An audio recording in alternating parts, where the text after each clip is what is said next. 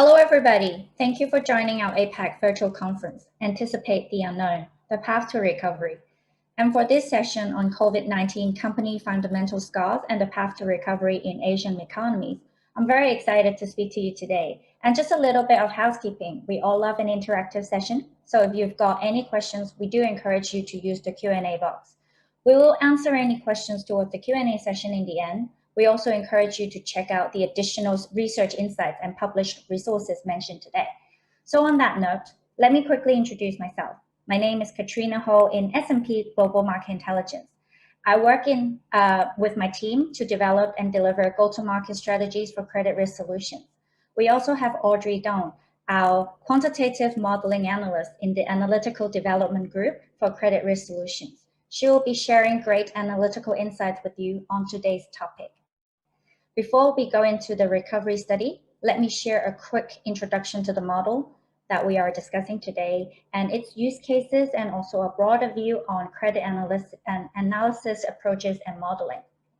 So in my first slide, what is a PDFM model? Well, it is a credit risk analysis model that delivers probability of default values and credit scores.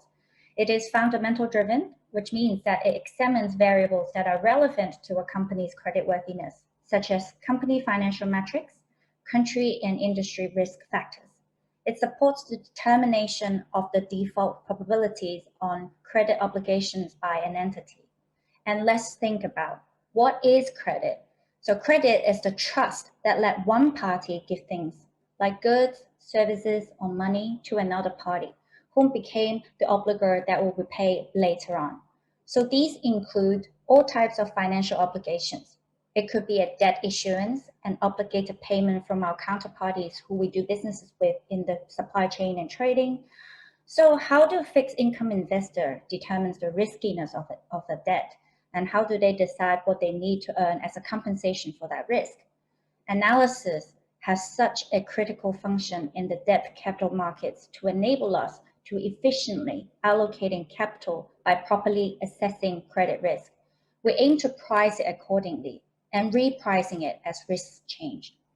Typically, when an analyst conducts credit assessment on a company, they will leverage actual and forecast financial ratios, conduct financial projections, cash flow analysis, and trend analysis, so that an analyst can evaluate a firm's ability to pay its obligations.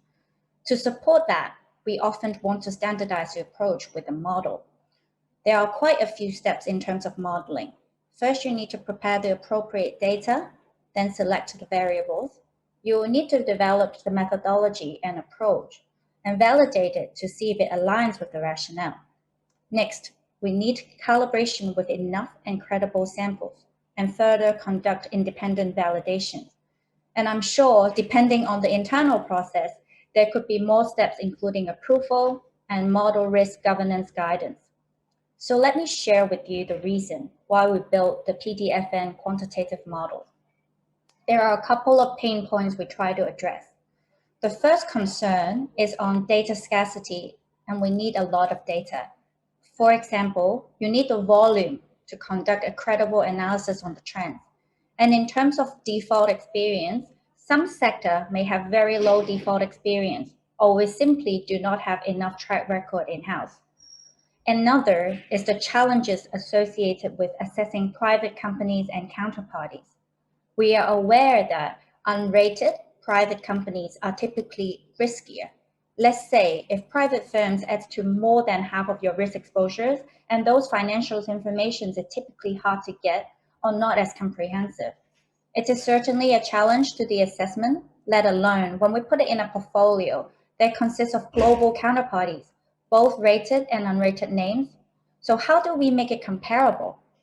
In today's market, it is so critical to have a good understanding of your risk exposure, and it can be the difference between success and failure.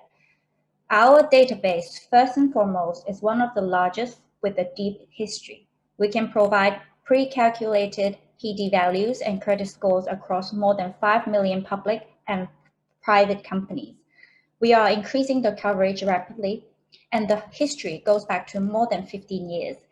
We also provide the measure over a number of time horizons from 1 month to 35 years. So as a whole, our coverage aggregates across 160 industries, 20 segments, over 250 countries and regions, and 241 S&P Dow Jones indices. We need that to provide country, industry, and index level benchmarks so that our user can compare individual companies against their peer groups and the corresponding trends for a given region or industry. Secondly, we understand this is a time-consuming process, so we provide end-to-end solution and a one-stop shop in an integrated platform. We already mentioned the public and private company data, and for proprietary data, we have an automated spreading tools to facilitate from uploading to scoring in a few clicks. From a resources perspective, this is saving on time and investment to build, maintain, and validate the model in the credit process. We want to support our users so that they can put their attention to understand the risk and that's why it comes with the risk factor contributions and sensitivity analysis, so that our users can anticipate future credit movements. The last point I'd like to make is that to aggregate exposures and volume from counterparties requires workflow considerations. We may need various adjustments to integrate various input sources, or maybe when a new system in place generally will consume a lot of time and money to migrate. Our users can utilize the flexible portfolio management tools, dashboard, reporting generation tools and templates, as well as our flexible delivery via desktop, Excel plugin, API web services, and feed. So without further ado, I'll pass it to Audrey to share some timely analytical insights. Thanks, Kat, for introducing the probability of default model fundamentals. And hello, everyone. I'm Audrey from Analytic Development Group of S&P Global Market Intelligence. I'm in the team that's responsible for developing all credit risk statistical models that power the credit analytics product.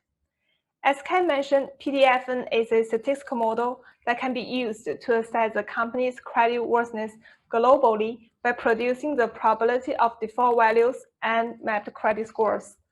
No matter for public, private companies, or banks, we have different models that support your credit risk assessment. In the following presentation, I will walk you through our latest case study about the company fundamental scars left by COVID-19 and the potential past recovery in Asian economies. The link of this case study is also at the bottom of the slides. Welcome to have a look. Now I will share with you more details about why we conduct this case study and how we perform the analysis, and also some interesting analytical results. Let's start with the first question, why we conduct this case study. Considering the current situation that it has been more than a year since the pandemic outbreak and the whole world are slowly entering into the new normal, it would be meaningful to find a reliable, straightforward, and measurable way to analyze the impact of the COVID-19 on the corporate credit risk. So the general purpose of this case study is, firstly, to assess the impact of the COVID-19 on major Asian economies, and secondly, to show what the potential recovery path may look like. To perform such impact or trend analysis, the requirement for data is high. Firstly, we need to consider the data availability because it's very hard to say a trend representative if we don't have enough number of observations. But such challenge is overcome by leveraging our rich pre-score database, which contains PDs and credit scores for more than 5 million public and private companies. Moreover, analyzing the credit trend is different from assessing a single company's credit worthiness. It will be very time-consuming if we follow the standard procedure to dig into each financials for a group of companies one by one. Our model takes the company's financials and socioeconomic factors into the consideration in the model building process, and also provides a very flexible delivery method of the results. So this really helps a lot to avoid the brute force in the data cleaning, data gathering, and the data analysis process, and facilitate an efficient approach. Here is some basic information about this case study. The model we used is the PDFN as we introduced before. And secondly, it focused on the credit conditions of the public traded business in the following 6 major Asian economies, that is Hong Kong, Japan, mainland China, Singapore, South Korea, and Taiwan. The reason we focus on these countries or regions is that these major Asian economies light the way in the recovery process and may help us get an idea about what the potential recovery may look like in other economies. And in our sample, it contains more than 20,000 unique companies. To share with you my own experience, I use the Excel plugin to download the data and do the analysis straight away. It's simple and convenient. In addition, we use the quarterly financials from the 2019 Q4 to 2021 Q1 that is covering the whole period since the pandemic outbreak. And in the next slides, let's have a look at some interesting findings of the credit trends across the different countries or regions from the PDFN. The graph on the slides show that the median PD values, where you can see the trend of the overall creditworthiness for different countries or regions. The surge that's starting from the first quarter of 2020 in Hong Kong, Singapore, South Korea, and mainland China indicate that they had all been hit severely by the coronavirus at that time. Though the median PD for the Japanese firms was lower than that of other locations, it still showed an increase from the second quarter of the 2020, which is aligned with the COVID-19 cases spiking and a nationwide lockdown. Taiwan, on the other hand, managed to efficiently contain the coronavirus from the very onset, and it did not show a creditworthiness deterioration for the companies in our sample. In addition, we also find that some country or region level credit risks are almost aligned with the COVID-19 new cases. You can see that the number on top of each curve indicates the COVID-19 new cases per million population in each quarter. For example, Hong Kong's median PD increased from 3.4% to 5.3%, with 95.2 new cases per million population in the first quarter of the 2020. China, where the coronavirus firstly broke out, also experienced an overall creditworthiness deterioration, with its median PD increase from 1.5% to 1.8%. Thirdly, assessing the company fundamental scores is a retrospective study.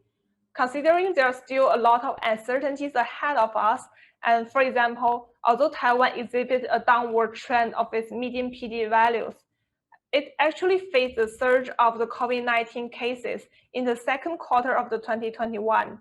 So it may not be conclusive to analyze the recovery path for the places we're still experiencing another wave. But we do see, start from the late 2020, some countries or regions exhibit the sign of a recovery with lower median PD values, especially for those places where had effective measures to contain the virus. China, in particular, was the first country emerging from the lockdown, and its creditworthiness for the public companies has improved over 2 consecutive periods, as we could see from the graph. Therefore, we use mainland China as an example to do the deep dive and to show its path to recovery. And also, you can repeat a similar analysis to your own exposures as well. In the next slides, let's take a further look on the mainland China to see what the recovery trajectory may look like, evidenced by PDFN. Despite the overall positive signs shown in China, that you can, as you can see from the previous graph, that its country level probability of default is getting lower, its path to credit recovery has not been equally smooth across all industry sectors. as we can see the change of the credit scores from the third quarter of the 2020 to the first quarter of the 2021, showed on the left-hand side of this slide. And please be noted that the airlines and telecom sectors are excluded in the analysis due to the limited number of observations. To demonstrate the road to recovery, we have structured our analysis into two aspects. The first one is about the recovery level. The level is comparing the mean credit scores changes for different industries during the same period. When we are looking at the light blue bar for the change from the third quarter of the 2020 to the fourth quarter of the 2020, the credit conditions in construction materials, energy, real estate, and service for business and utilities was still deteriorating because their changes are negative, as you can see in the red box of this graph. And the service for business sector seeing the biggest deterioration, a change of more than 0.11 notches in industry mean credit score. And let me explain more about what this 0.11 mean. Because we use the industry mean credit score here, so the changes are in the decimal numbers. Even though they are slightly different from our common sense that the credit scores should be the integers, but such quantitative analysis actually provides us a way to measure and compare the road to recovery across the different industries in mainland China. So the numerical value here is more for the comparison purpose. Let's continue looking at the light blue bar. We could see that the revival of the automotive, aerospace and defense, and the retail industries has mainly contributed to the rebound of the overall credit worthiness, as they have the largest credit scores improvement. When looking at the credit score changes from the fourth quarter of the 2020 to the first quarter of the 2021, the vast majority of industries appeared on their way to recovery. As you can see from the graph, that the most of the dark blue bar are on the left-hand side of the zero. The top three sectors with the greatest credit score improvement are the construction material, retail, and non-durable consumer product. However, by looking at the two consecutive period change of the credit scores, we could see that the recovery pace is not the same as well. The pace is defined by comparing the mean credit scores within same industry across a different period. Some industries recover at a relatively steady pace. For example, the hotel and restaurants and media and entertainment.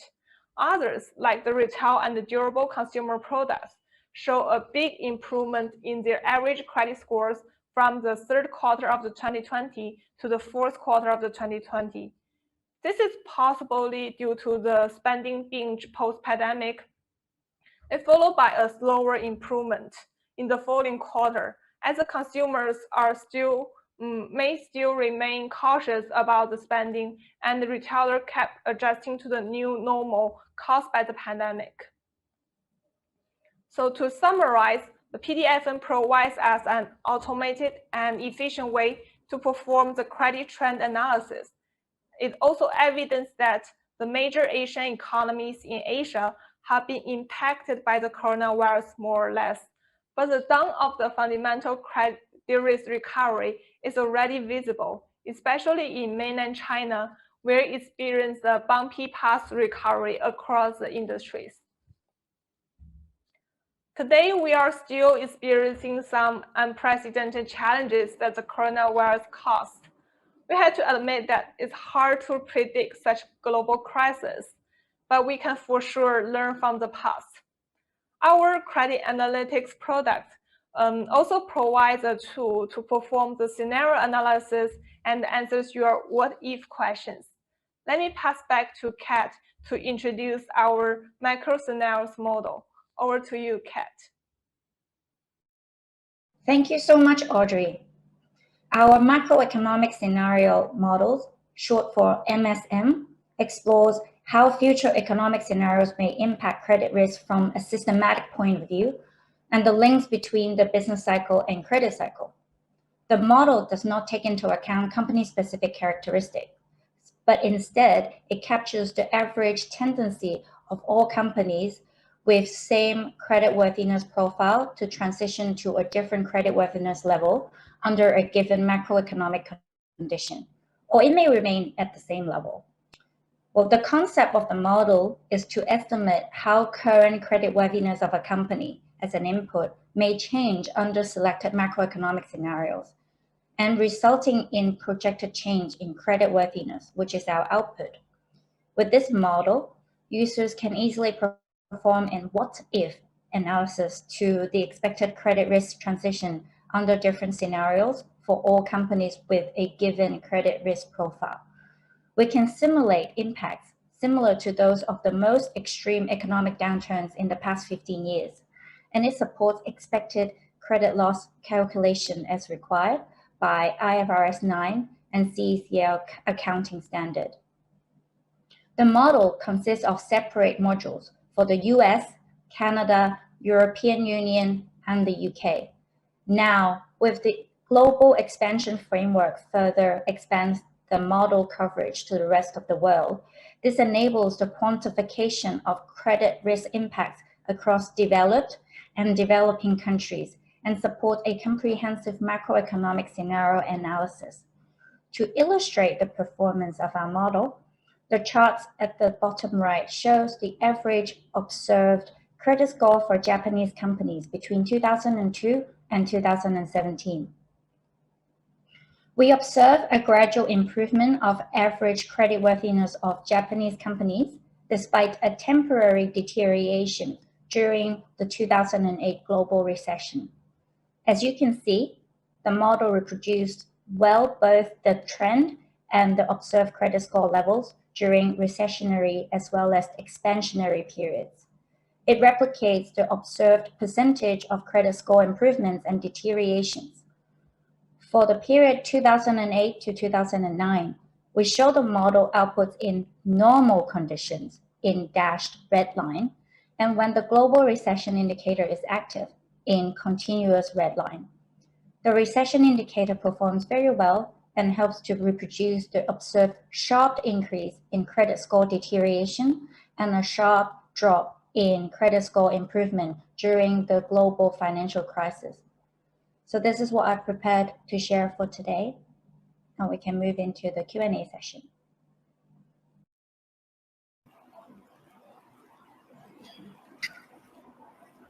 Right, so I think that, Audrey, we have a few related questions here, so perhaps we could address them together. We spoke about the developed markets, such as Japan and Korea, Hong Kong and Singapore, and we also then dived a bit deeper in China. How about the credit trends in Southeast Asia region? And perhaps we can share some examples, and then more broadly to help us, our audience, to understand the key factors that impacted the creditworthiness considered in a country. And here we use the median PD values as a measure, right? Please take it away. Thanks, Kat. That's a great question. Our model has global coverage, and it can be applied to analyze the credit trends for all the country or region in your portfolio. So in terms of the countries in the Southeast Asia, I would like to maybe share with you some additional findings in India and Indonesia as examples. In both countries, our model shows that the increasing trend of the median PD value are all aligned with the new COVID-19 cases, especially at the time when pandemic outbreak, and that is the first quarter of the 2020. So afterwards, India has seen greater overall credit deterioration in the following quarter, with its median PD value reaching over 10%. And in our sample, a slightly decreasing PD value is observed at the end of 2020 as for India. However, with the emergence of the highly contagious Delta variant of the COVID-19, as we all know, we expect its overall creditworthiness may deteriorate again. So in terms of the Indonesia, its PD value has increased over 2 consecutive periods, and it hasn't shown the sign of recovery until the first quarter of the 2021 based on our sample. So considering the surge of the new COVID-19 cases recently, we don't anticipate the credit recovery will happen, especially for the public companies in the near term. Speaking of the factors that impact the country's creditworthiness, I would say that all our model inputs play an important role, as this is aggregated analysis. So let me elaborate more. Our model takes the company financials and socioeconomic factors into consideration when evaluating its creditworthiness. The company financials actually cover a wide range of the risk dimensions, such as the leverage, liquidity, debt service capacity, and so on. And for the socioeconomic factors, we include one country or region specific variable to reflect the risk for the companies in the same industry but face a different business environment that stem from legal and socioeconomic conditions. And another industry-specific variable to capture the different level of the risk characteristics in industry and its evolution over time. What I also like to mention here is that all the selected variables are also grouped into either financial risk variable or business risk variables. And such categorization are also similar to the S&P Global Ratings practice. So that's all from my side, and hope it's helped. Back to you, Kat. Sure. Thanks, Audrey. We have some time. Let's address another question here that we have. It's on the topic of conducting analysis for private companies. So the audience is asking about the case study we shared, right, which is focusing on the public companies universe. How can we then extend a similar analysis to look at the private company universe? So unlike the public companies, we may not have the reported financials as regular. How do we then conduct the analysis, even if some of the input variables are missing?